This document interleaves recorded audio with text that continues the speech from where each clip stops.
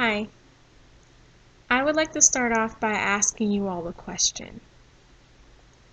How would you feel if there was no more technology?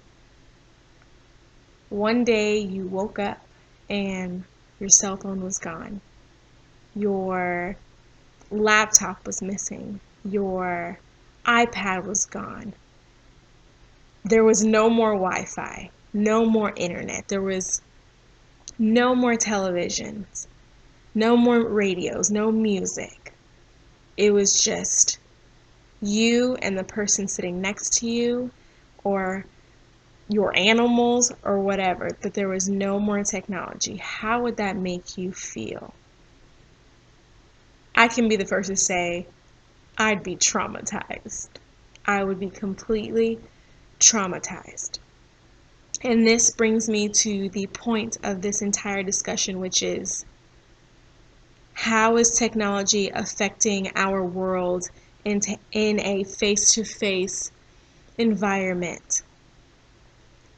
I like us to also think about interaction. How often do we interact with the people next to us? Do we think that we would interact more if there was less technology and less social media?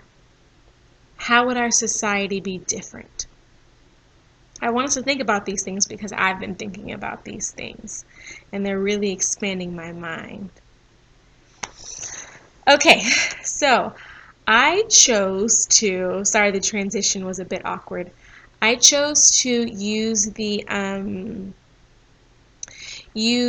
I'm sorry to go blank on what it's called, but to use the technique of asking a question to your audience for your introduction.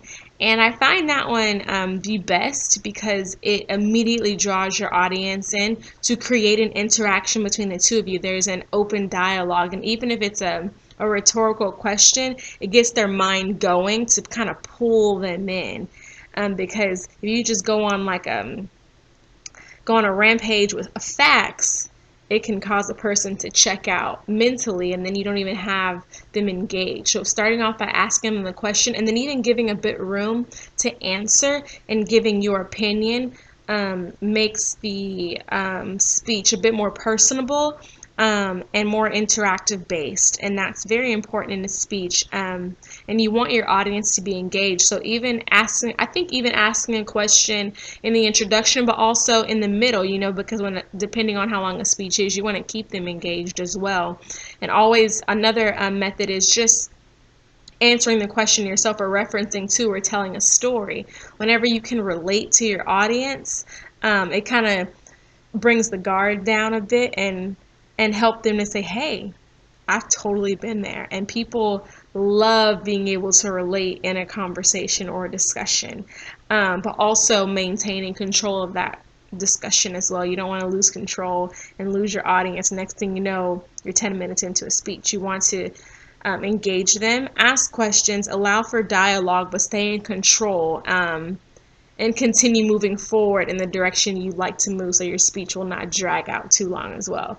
So I'm a big fan of the two, asking a question and telling a story. So thank you very much. Page 382 was wonderful. I'll definitely use these methods for our speech coming up. Have a good night. See you guys later.